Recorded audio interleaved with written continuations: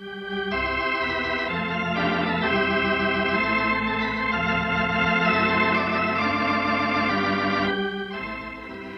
greet our friends everywhere with Chapter 1 of This Is My Song, the story of Fanny Crosby. This is another in the series Stories of Great Christians, and comes to you from the Moody Bible Institute of Chicago.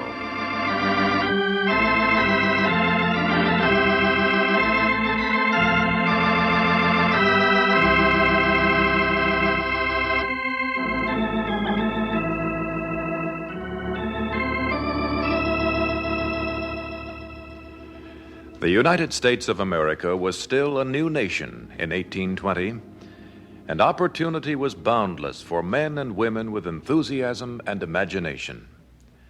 The sense of adventure, of excitement in being a part of a vigorous new country was high, and it was a thrilling time in which to be born. The winter of 1820 had been a hard one in Putnam County, New York, but it had been one of the happiest winters John and Jane Crosby had ever spent. They were waiting for the birth of their first child. And as the days of March drew to a close, and Jane's time came near, it seemed to them that life had never been so tender and so full of promise. It had been a bitterly stormy day, and following their evening meal, John and Jane talked by the fire of the things they loved. Their coming baby, their life together, their great country.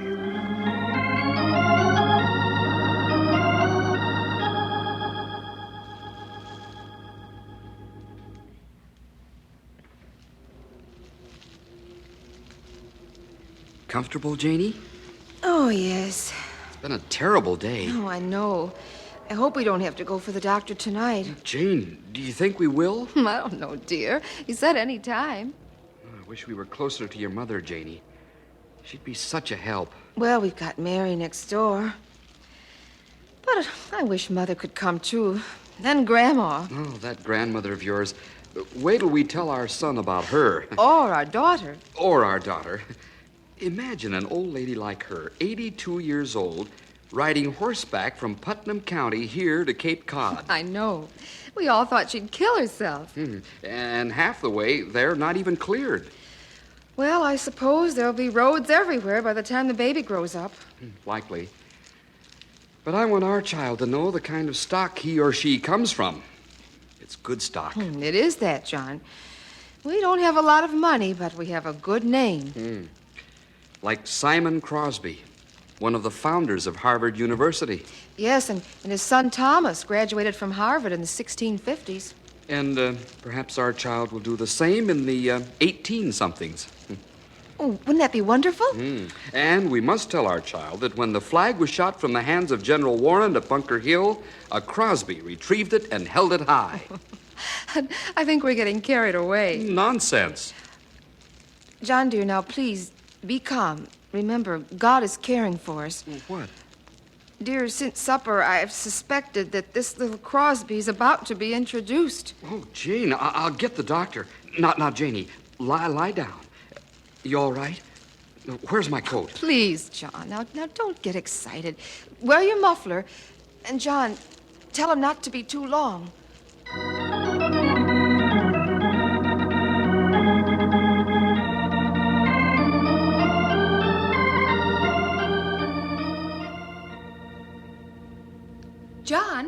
John Crosby. What? You're not asleep, are you? Oh, far from sleep, Mary. I was praying. How's Janie? She's fine. The doctor left. Left? He thought you were asleep. The baby's here, John. Janie's all right? Oh, she's perfectly all right. A real New Englander, that woman. And the baby? The baby's fine? Yes. Go in and see them. But mind you, you mustn't stay too long. Jane needs rest. Oh, yes, I won't. John!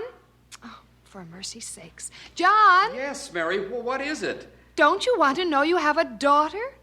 John, you're the father of a beautiful baby daughter. A girl? Oh, that's wonderful. I've got a daughter.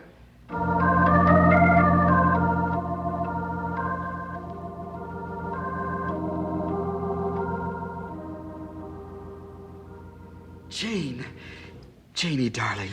John, We have a girl. I know, dearest. I'm so glad. Mary says you're to be quiet now. You need all the rest you can get. Why, but Jane, is that her? Yes, of course. But Mary said she said she was beautiful. I think Mary's right. Don't you, John? Well, Mary's right, yes, but, well, I'm thinking she might have been a little ahead of herself. Oh, Mary just sees our little Frances as she'll look in a few years from now, that's all. Frances? Yes. Let's name her after my mother. Well, Frances, I told you if we had a girl, I'd like Jane for you. Oh, that's sweet of you, John, but Frances. Well, Frances Jane. That's what it'll be. Frances Jane Crosby.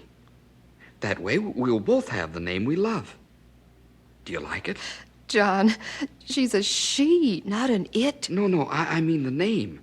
Frances Jane. Yes, very much, John. Frances Jane Crosby. Huh. She's so tiny. And so... Yes, John?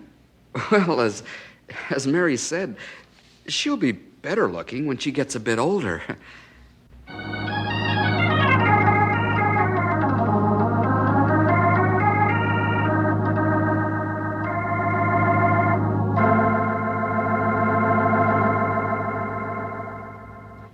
I can't understand it. She's been so healthy and contented, but since this eye infection, she seems awfully sick. I wish she'd cry. Just to see her lying there so quietly. Isn't there something we can do, Doctor? Well, Jane's been doing a good job. Perhaps we ought to take the baby to our old doctor. Even if he is having a vacation, I'm sure he'd see us. John, please forgive my husband, Doctor. That's all right. I am new in town, but I assure you I know all about these cases. What is the matter with her eyes, Doctor? She can hardly open them. The infection seems to get worse. Poultices. That's what the infant needs, poultices. But, Doctor, she's only 6 weeks old. Wouldn't that be too harsh? You just leave that to me. You follow my instructions. We'll have this child well in no time. Anything you say, Doctor. I'm sure you know best. Now, first, I want some woolen cloths. Lots of them. And hot water. As hot as the child can stand it. Now, we'll have to keep changing the cloths as soon as they cool off. I'll get the water ready. Yes, and then there's the poultices. Now, we'll alternate the hot cloths with the poultices. I'll make them up, Mrs. Crosby. Doctor, are you sure this will work? Mrs. Crosby, now there's no time for debating at this point. I am a doctor, you know. But it'll work. I know it.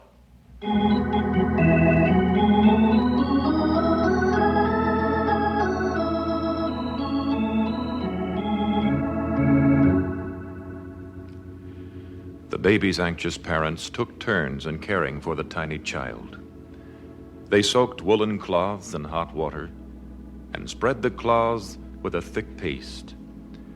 For 2 weeks, one or the other of them sat with baby Frances and changed the cloths. The father heating the water, the mother spreading the paste and applying the cloth to her eyes, while the doctor paid visit after visit and encouraged the treatment.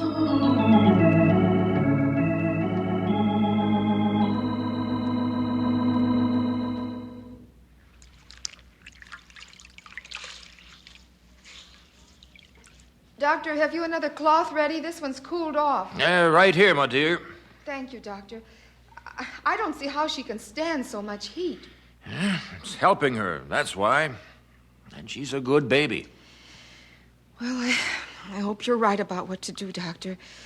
Please forgive my doubts, but there seems to be no change. Don't you fuss about that. Of course he's right. Doctor?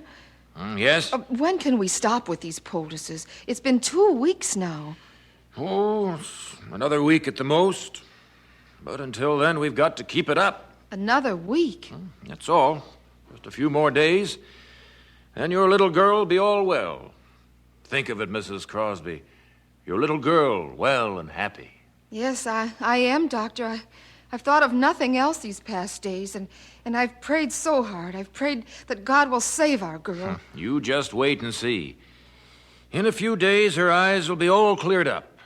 This infection will be gone for good.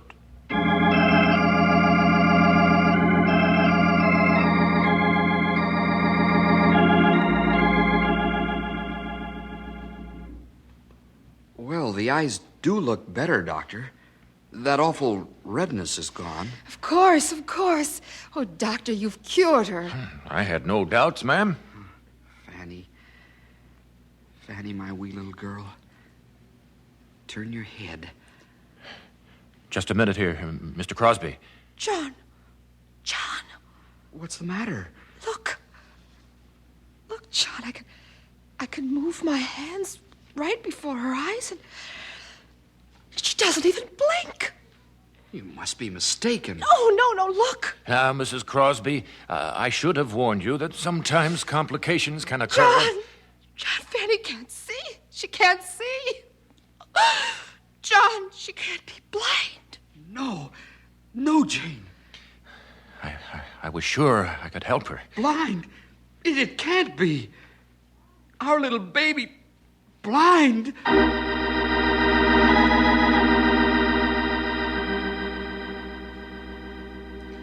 The doctor's lack of knowledge and skill destroyed the sight of the tiny Crosby baby.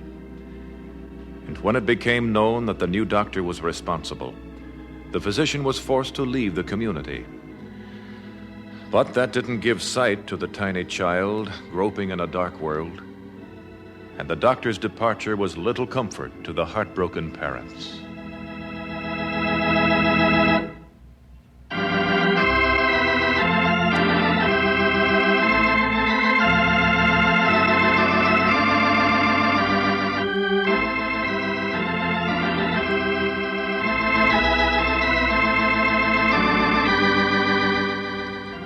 And so we conclude Chapter 1 of This Is My Song, the story of Fanny Crosby.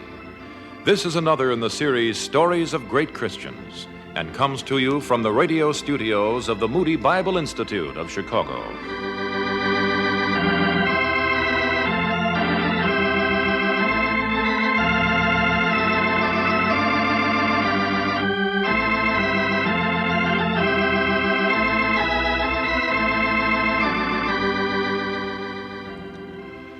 The life stories of great men and women of God of other generations are a constant encouragement for people to live for Christ today.